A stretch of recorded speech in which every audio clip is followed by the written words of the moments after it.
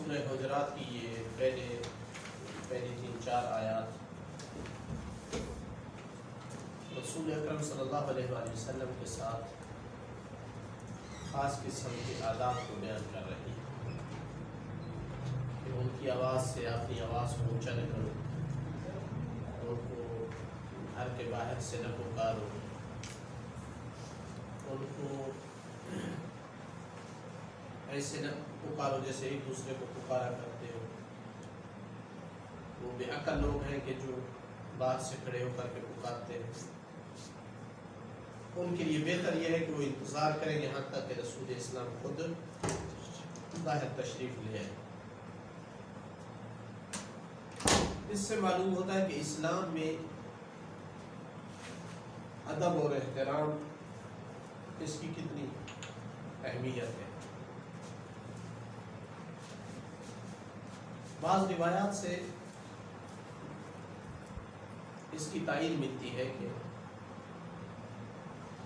ادب کو خاص ویلیو دی گئی ہے اسلام میں۔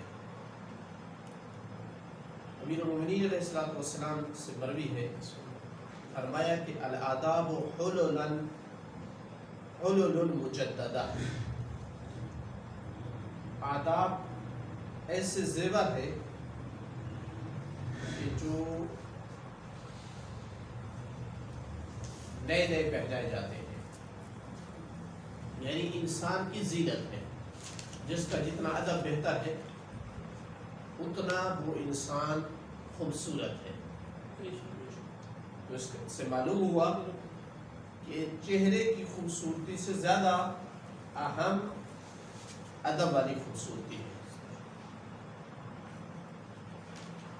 اسی طرح فرمایا الادب یغنی عن الحسب، ادب انسان کو حسب سے بے پرواہ کر دیتا ہے۔ مطلب ہے اگر چھوٹی قوم کا ہے لیکن ادب اس کا اچھا ہے تو وہ بڑا مقام لے سکتا ہے، لیکن اگر کوئی بڑی قوم کا ہے لیکن بے ادب ہے تو اس کا کوئی احترام اور مقام نہیں ہے۔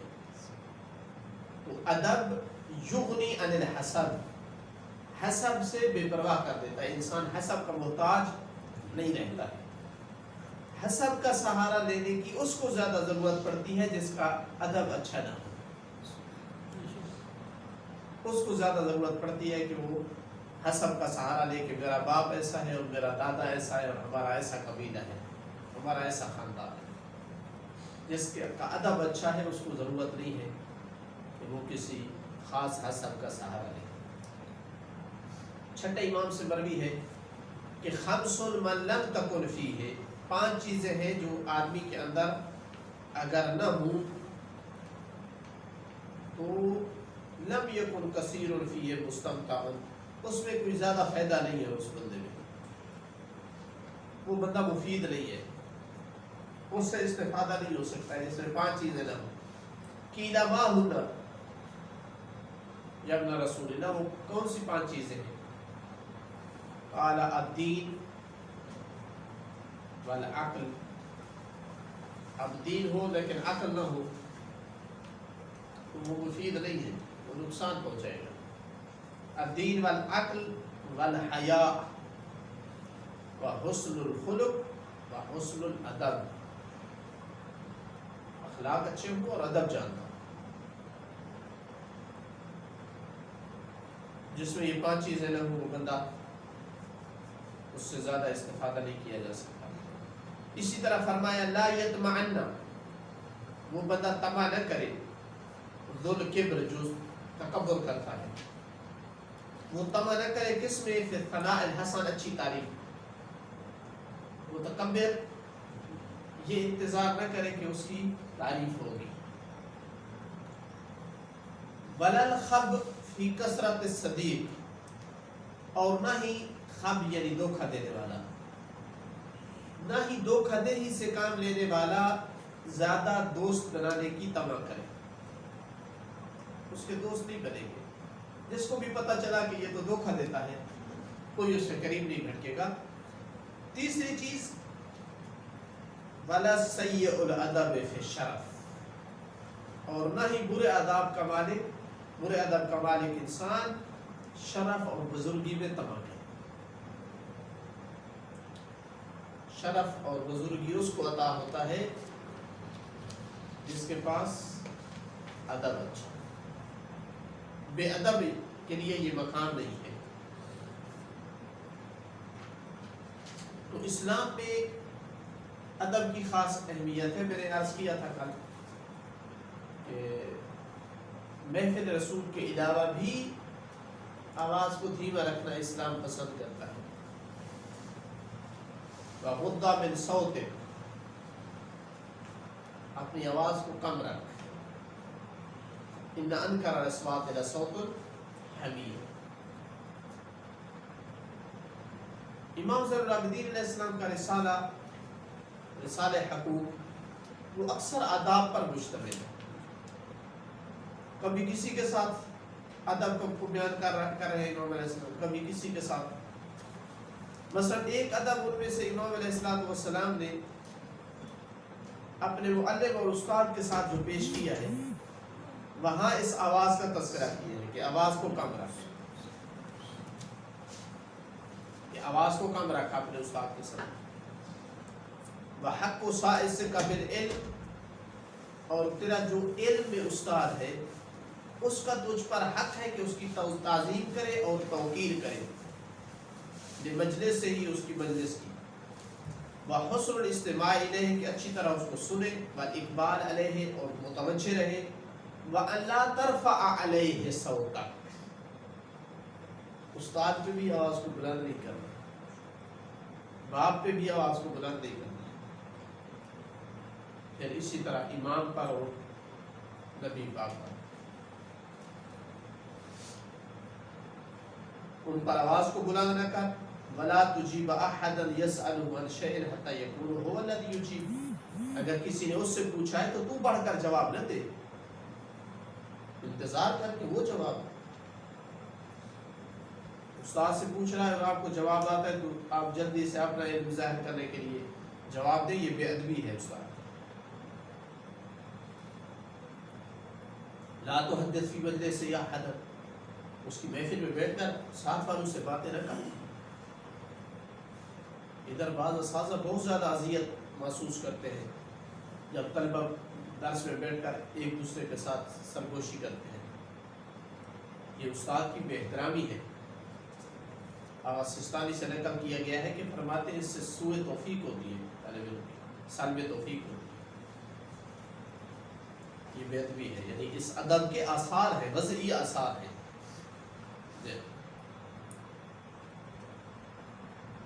ولا تغتاب عند واحد من تدفع عنه اذا ذكر عنك بسوء اذا ذكر عندك بسوء. تو خلاصہ کلام یہ ہوا کہ یہ اسلامی روایات ہیں ادب اور احترام، ان پر محافظت کرنی چاہیے. جلدی دوسری اقوام سے متاثر ہو کر ان کو ترک نہیں کرنا چاہیے. یہ فطرت کے مطابق ہے، یہ انسانی ضمیر کے مطابق ہے. اب دوسری تعلیمات اور دوسری قومیں انسان کو فطرت کے خلاف لے کے جانا چاہتی ہیں، ان چیزوں کی ویلیو کو ختم کرنا چاہتی ہے. ان میں کیا رکھا ہے؟ وہ نکل نہیں رہی روڈوں پر کہ ہمیں جو ہے والد سے کے قبضے سے ہمیں جدا کیا جائے، ہمیں نکالا جائے، ہمیں بھائی کے وہ احترام سے ہم پر لازم نہ رکھا جائے کہ ہم کوئی کام بھی کریں تو والد یا بھائی کی اجازت لینی ہو. ایسا نہ ہو، ہم آزاد ہوں. یہ اسلامی روایات نہیں ہے. اسلامی روایات ادب اور احترام ہے. ایک لڑکی والد کی اجازت کے بغیر نہیں کر سکتی ہے. حتی والد نہ بھی ہو تو بہتر ہے کہ اپنے بھائی سے، والدہ سے مشورہ کرے.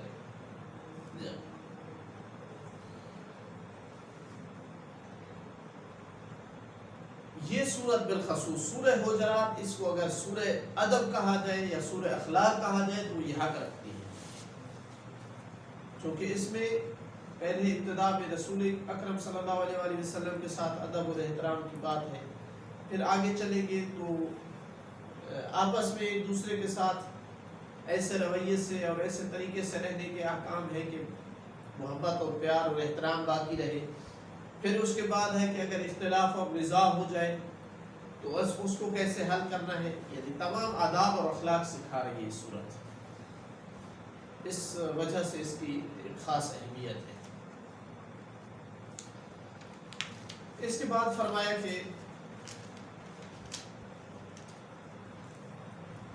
ہاں ایک دو نقطہ رہ گیا ہے ہمارے پچھلی آیات میں کہ آپ نے دیکھا ہے کہ تکرار سے کہا ہے یا ایھا الذین آمنوا، جبکہ معنی سمجھانے کے لیے اس تکرار کی ضرورت نہیں تھی. جب ایک دفعہ یا ایھا الذین آمنوا آ گیا تو وہ کافی تھا.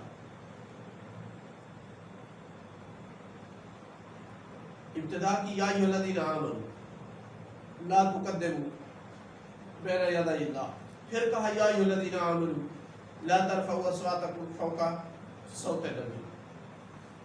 تو یہ تکرار کس لیے اس کو انجام دیا ہے؟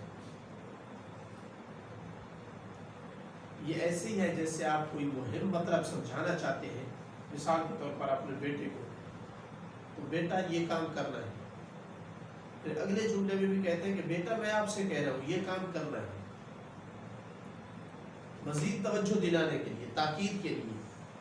تو یہ تکرار اگرچہ اصل معنی میں کہ پہنچانے میں اس کا اتنا فائدہ نہیں ہے، لیکن اسی معنی کی کیفیت میں فرق کرتا ہے، اسی مطلب کو پہنچانے کی کیفیت میں فرق کرتا ہے. اس میں زیادہ تاثیر ہوتی ہے کہ مطلب کو اتنا مہم ہے کہ دوبارہ متوجہ کر کے بات کی جا رہی ہے.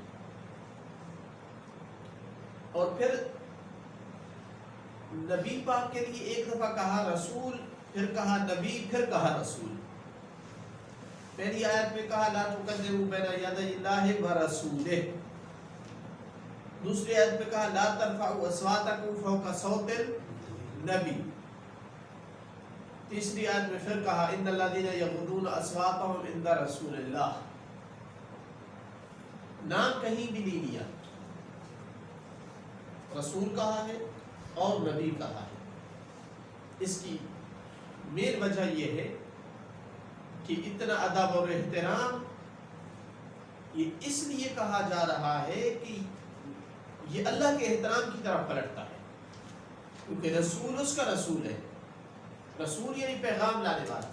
گویا کہا جا رہا ہے کہ میری طرف سے جو پیغام لے کر آیا ہے اس کے آواز پر تمہاری آواز بلند نہ ہو، چونکہ تمہاری آواز کا بلند ہونا اس کی انسلٹ ہے، اس کی انسلٹ میری انسلٹ ہے، میرا رسول. تو یہ اپنے سے جوڑنے کے لیے جو ہے وہ رسول اور نبی کہا ہے. باقی لوگوں کی فرق رسول اور نبی میں کہ نبا خبر دینا،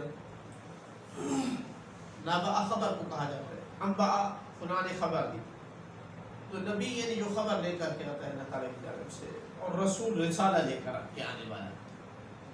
تو لغوی معنی ایک دوسرے کے قریب ہیں. اس طرح ہمیں فرق کیا گیا ہے کہ نبی جو ہے وہ عام ہے رسول سے، پھر جو اولو العزم رسول ہے وہ رسول سے عام ہے. تو نام نہ لینا اور رسول یا نبی کے ذریعے سے ذکر کرنا یہ اس لیے تھا کہ یہ پیغام دینا ہے کہ اس کی اہانت یا اس کا احترام یہ لوٹ جاتا ہے اللہ تعالیٰ کی اہانت اور احترام کی طرف. اسی لیے پھر یہ اتنا سنگین ہو جاتا ہے کہ اس کی آواز پر آواز بلند کرنا یا اس کو اپنی طرف پکارنا یہ اعمال کو ضائع کر دیتا ہے، اور اس کے احترام میں خاموش رہنا یا ایسا بات کرنا گناہوں کی مغفرت کا موجب بن جاتا ہے، چونکہ یہ اللہ کے احترام کی طرف لڑتا ہے. اگلی آیت نمبر 6 یا ایھا الذین آمنوا، پھر اعادہ کیا یا ایھا الذین آمنوا کا. ان جاءکم فاسق بنبأ فتبینوا ان تصیبوا قوما بجہالۃ فتصبحوا علی ما فعلتم نادمین. کہ اے اہل ایمان، اگر تمہارے پاس کوئی فاسق آئے خبر لے کر کے تو اس کی تحقیق کر لو. کہیں ایسا نہ ہو کہ تم نہ جانتے ہوئے کسی قوم کو اذیت اور نقصان پہنچاؤ اور پھر اپنے کیے پر تم نادم ہو جاؤ۔ اس کی شان نزول میں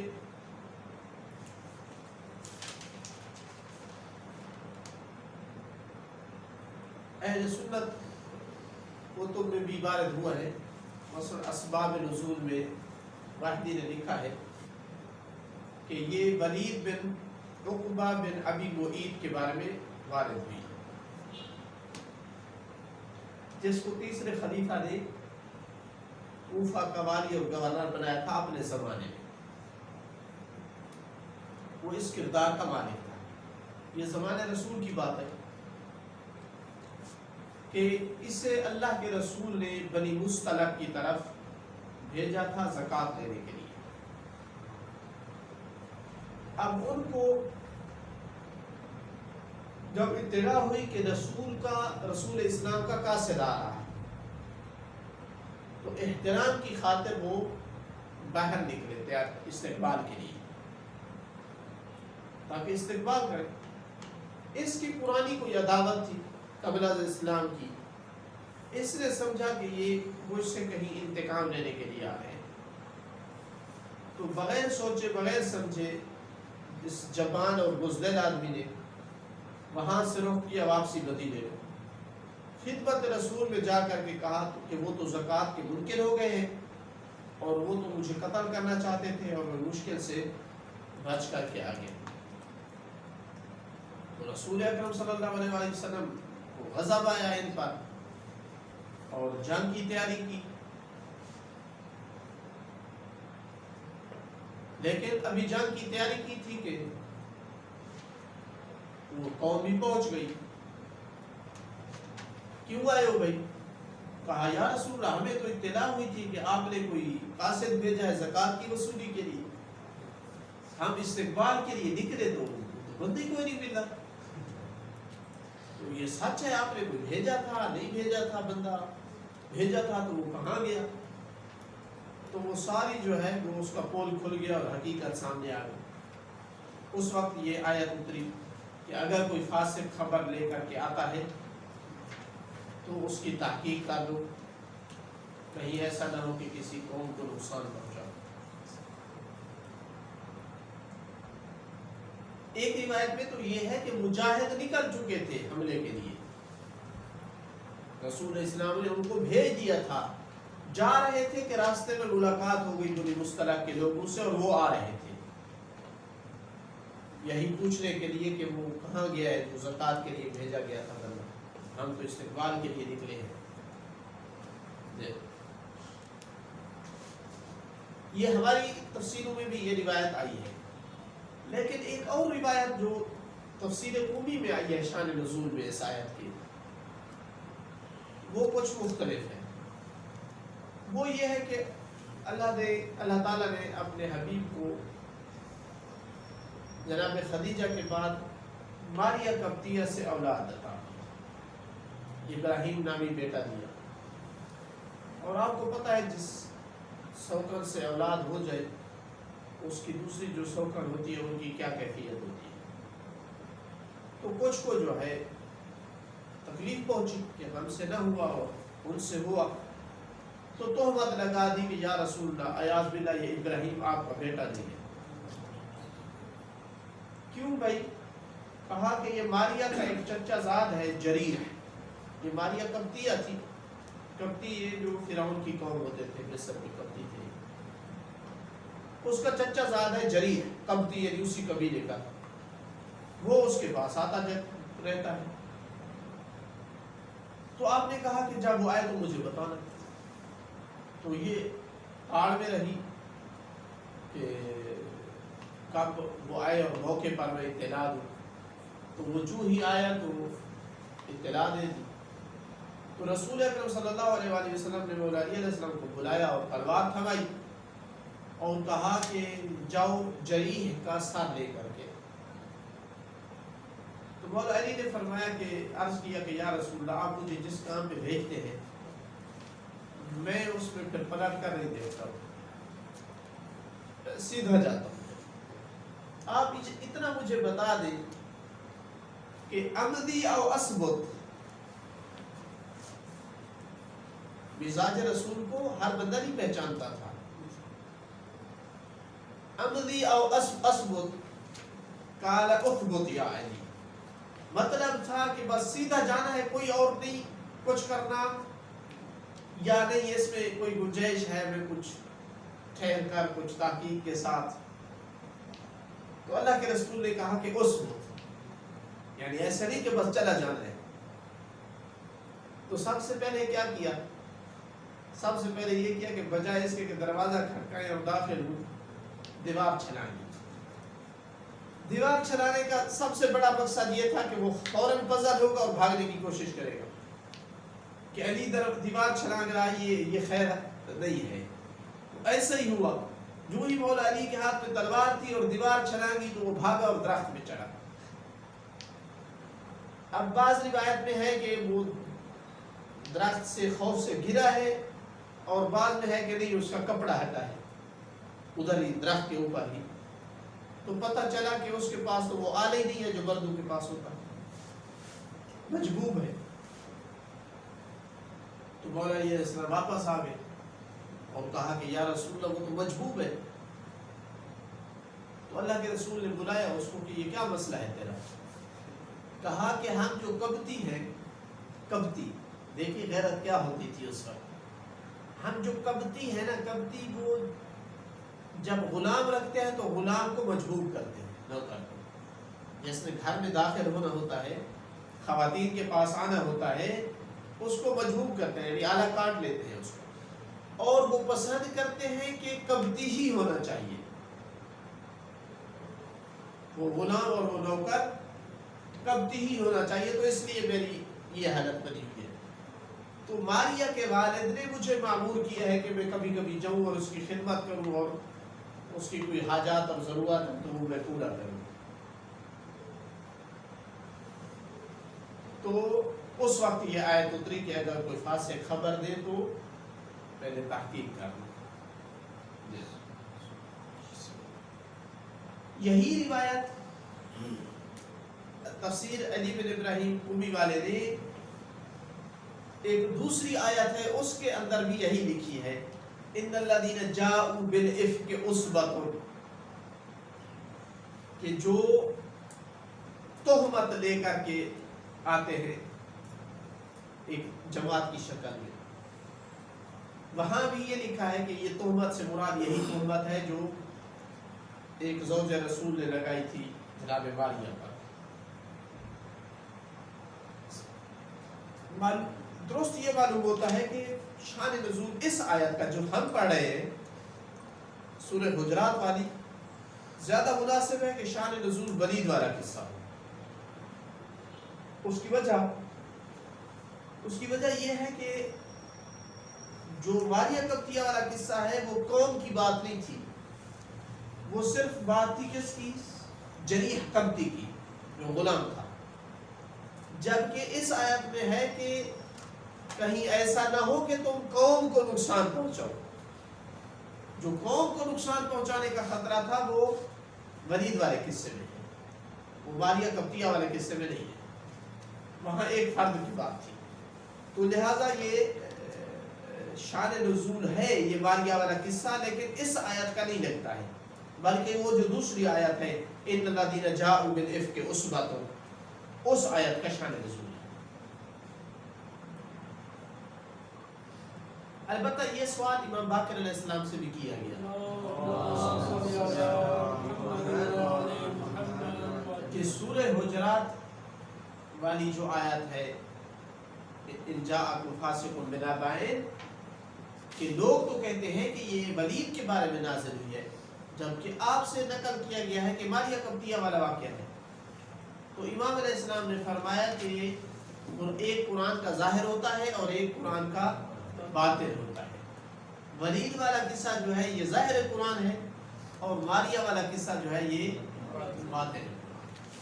تو اس طرح سے ہم جمع کر سکتے ہیں کہ عام فہم جو ہے وہ یہی ہے عام بندے کے لیے کہ یہ ولید والے قصے میں اتری ہے، لیکن جو وارثین قرآن ہیں باطن کا بھی علم رکھتے ہیں ان کے ہاں یہ دونوں کے لیے نازل ہوئی ہے، پہلے واقعے کے لیے بھی اور دوسرے واقعے کے لیے.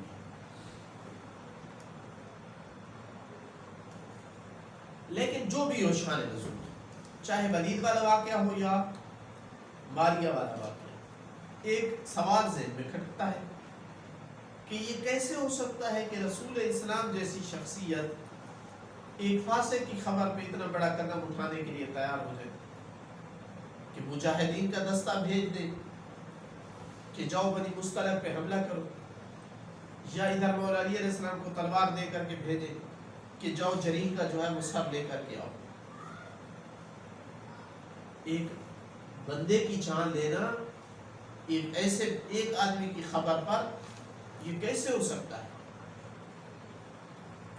جہاں تک ماریہ قبطیہ والا مسئلہ ہے تو اس سوال کا جواب امام صادق علیہ السلام نے دیا ہے.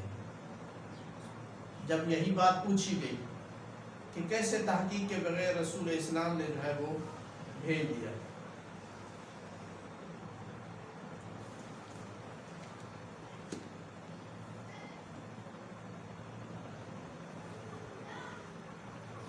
عبداللہ بن بکیر کہتا ہے کہ میں نے امام صادق علیہ السلام سے عرض کیا جعلت فداک کان رسول اللہ صلی اللہ علیہ وسلم امر بقتل القبطی وقد علم انها كاذبت علیہ. رسول اللہ نے کیسے قتل کا حکم دیا جبکہ جانتے تھے کہ بیوی نے جھوٹ بولا ہے، یا وہ نہیں جانتے تھے جھوٹ بولنے کا. وَإِنَّمَا دَافَعَ اللَّهَ عَنِ الْقَبْطِ الْقَتْلَ بِتَثَبُّتِ عَلِيٍّ. رسول اللہ نے حکم نہیں دیا تھا قتل کا، علی علیہ السلام کی سمجھداری اور ان کے تحقیق نے جو ہے وہ بچا لیا اس کو قتل سے. تو امام علیہ السلام نے جواب دیا بھلا کیوں نہیں، قد کان رسول اللہ عالم، رسول اللہ جانتے تھے. وَلَوْ كَانَتْ عَزِيمَةً. یہ سوال بتاتا ہے عبداللہ بن بکیر کا کہ عبداللہ بن بکیر کو کما حقہ اس چیز کی معرفت نہیں تھی کہ مولا علی کس قدر رسول اللہ کے اشارے سمجھتے ہیں.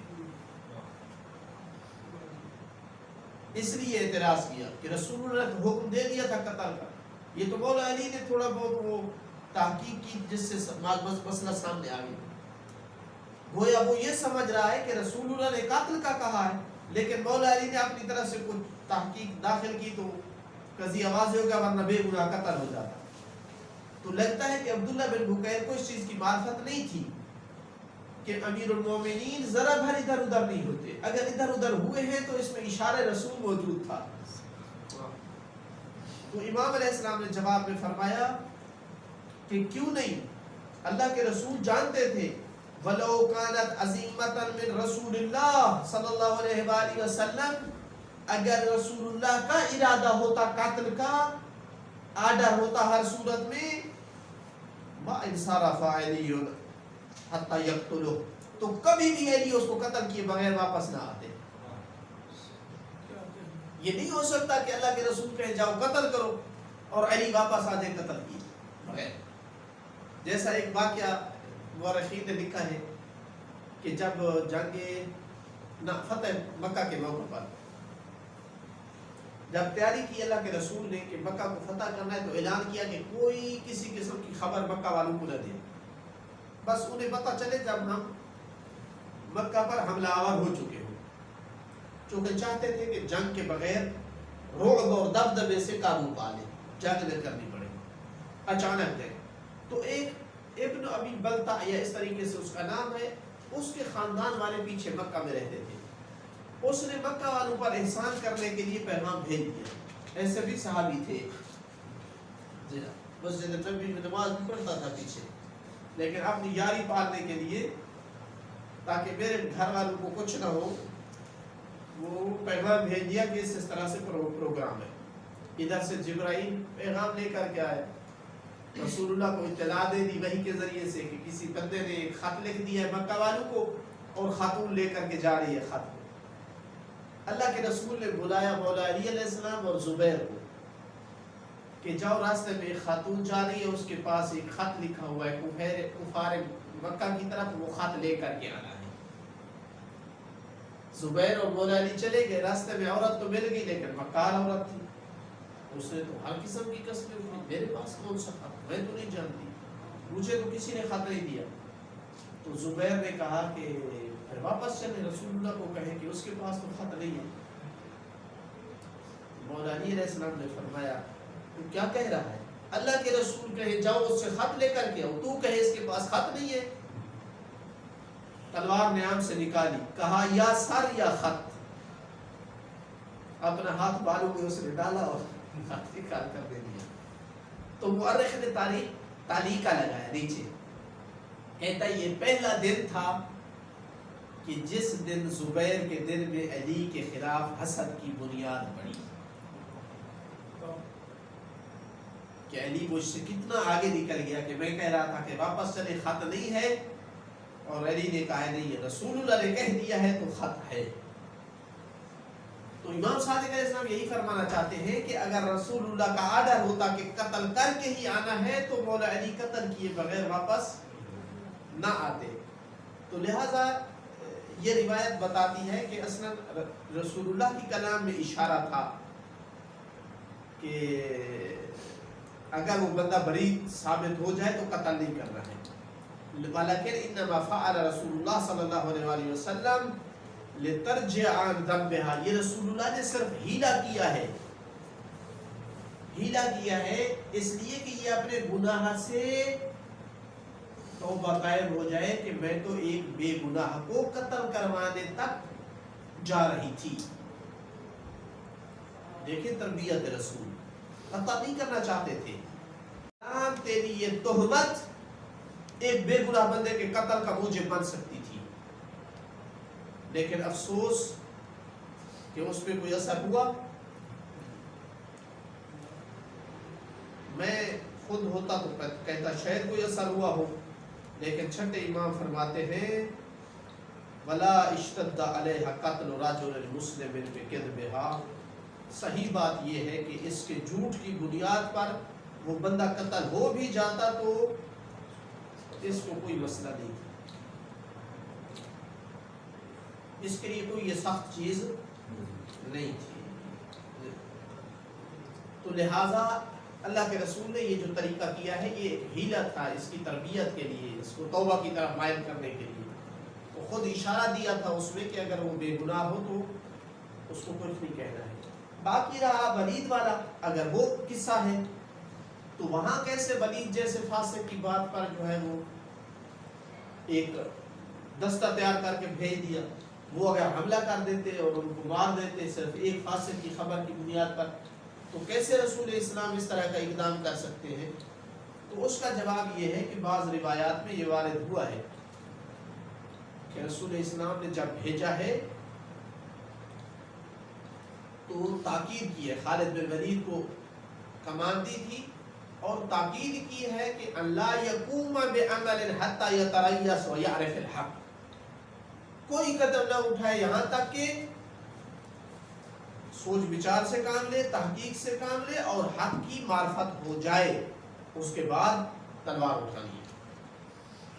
تو اس نے ایسا ہی کیا، وہ ان کے جو قبیلے کی جگہ تھی اس سے باہر ٹھہرا اور کچھ جاسوس بھیجے، جب وہ گئے تو انہوں نے دیکھا کہ لوگ تو مسلمان ہیں، اذانیں دے رہے ہیں، نمازیں پڑھ رہے ہیں، وہ تو اسلام پر ہیں، ان میں تو کوئی قسم کا ارتداد نہیں ہے، مرتد نہیں ہوئے وہ لوگ۔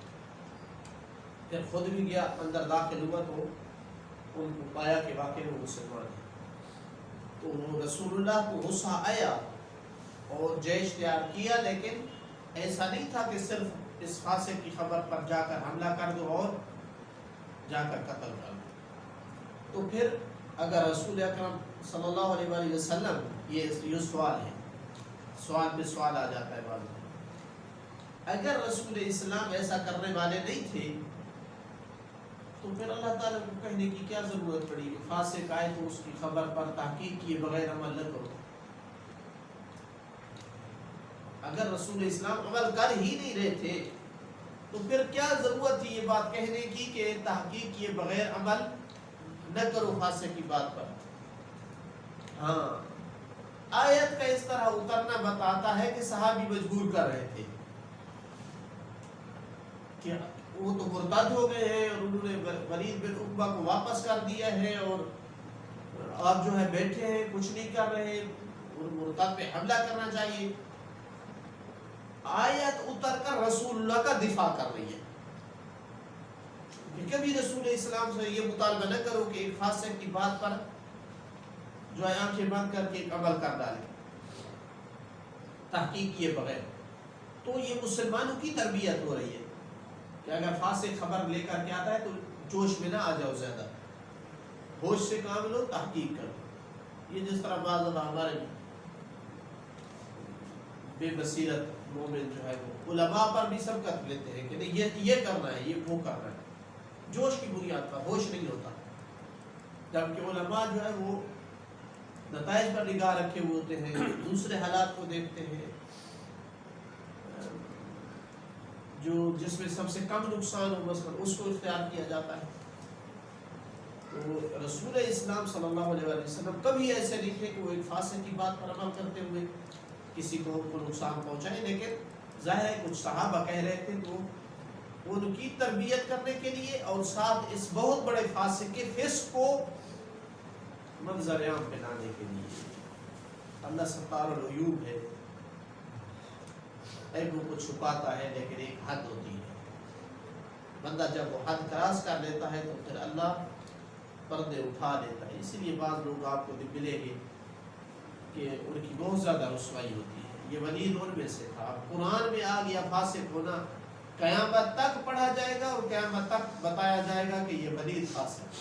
اللہ کتنے بڑے بڑے گناہوں پر اللہ پردے ڈالتا ہے. لیکن یہ کتنا کمینہ اور گھٹیا انسان تھا کہ اس ستار العیوب ذات نے بھی اپنا پردہ اٹھا لیا. اس لیے کہ اس کی اتنی خباثت تھی کہ اللہ کے رسول اتنا اعتماد کریں کہ زکوٰۃ کے لیے اس کو بھیجے اور یہ اتنی خباثت پہ آ جائے کہ پوری قوم کو مروانے کے لیے تیار ہے، اپنی پرانی دشمنیاں پالنے کے لیے اسلام میں آ کر کہ چاہے پوری قوم ماری جائے جناب اس کو کوئی وہ نہ ہو، فکر تک نہ ہو. اس لیے معاویہ کے دربار میں جب امام حسن علیہ السلام کے مقابل کئی ایک لوگ بیٹھے تھے جو حملہ کر رہے تھے گفتگو میں، تو ولید جب بولا تو امام حسن علیہ السلام نے جواب میں ان سے فرمایا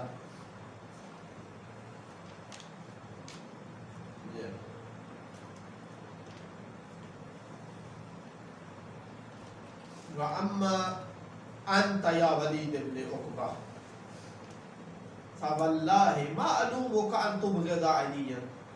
اللہ کی قسم تیری ملامت نہیں کروں گا اگر تو میرے بابا سے بغض رکھے. تیرا کوئی قصور نہیں ہے، تو بغض رکھ سکتا ہے، تیری اس پہ مذمت نہیں کروں گا. اس لیے کہ وَقَدْ جَلَّدَكَ فِي الْخَمْرِ 80. پہلی بات تو یہ ہے کہ میرے بابا نے تجھے 80 کوڑے مارے ہوئے. جب وہ کوفہ پہ گورنر ہوتا تھا تو صبح کی نماز پڑھائی شراب کی حالت میں، 3 رکعتیں پڑھا کر پوچھتا ہے اور پڑھاؤں؟ یہ کافی ہے. دیکھیں یہاں تک مسلمانوں کی حالت کر دی تھی خلیفہ سادس نے، ایسے لوگوں کو گورنر معین کیا. اب یہ پرماننٹ فاسق ہے نا، قرآن میں آ گیا ہے. قرآن نے جس کو فاسق کہا ہے وہ مسلمانوں کی ریاست میں بہت بڑے علاقے کا گورنر ہے، کوفہ. یعنی کرپشن کی کوئی حد ہوتی ہے. تو ایک بات تو یہ ہے کہ میرے بابا نے تجھے 80 کوڑے مارے. وَقَاتَلَ أَبَاكَ صَبْرًا بِيَدِهِ يَوْمَ بَدْرٍ. اور تیرے باپ عقبہ کو اپنے ہاتھ سے مارا تھا بدر میں. عقبہ کو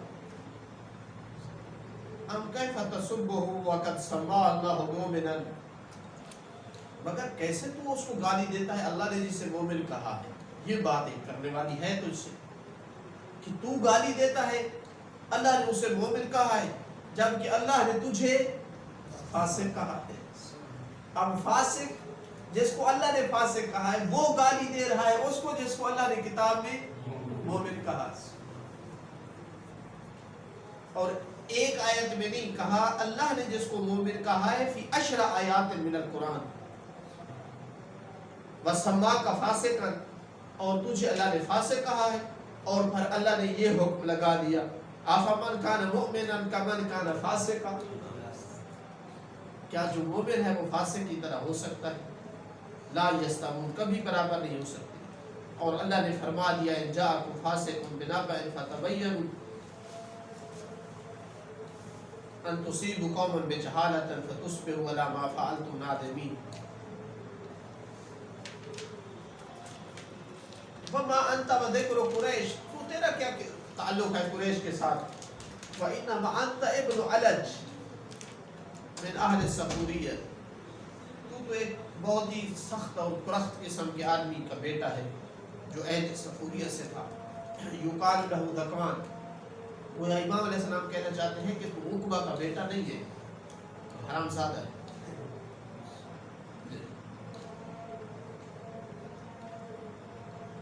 تو یہ تھا اس آیت کے شان نزول کے حوالے سے۔